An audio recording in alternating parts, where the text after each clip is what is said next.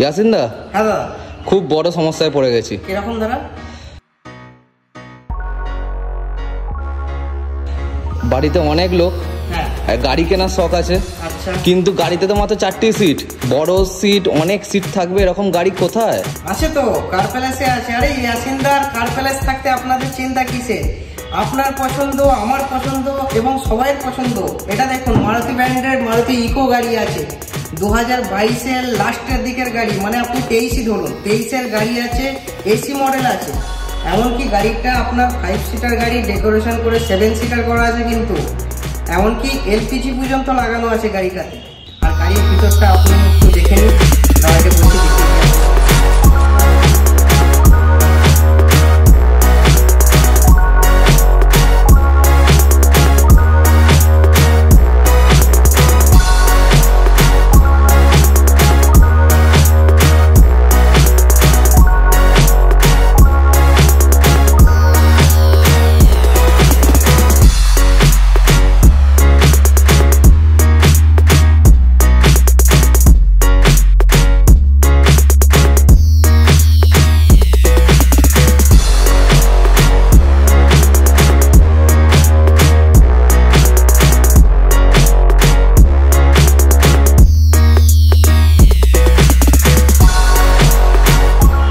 তাহলে কম বাজেটের মধ্যে বেশি সিট ক্যাপাসিটি নিয়ে আপনার সমস্যা মিটে গেল।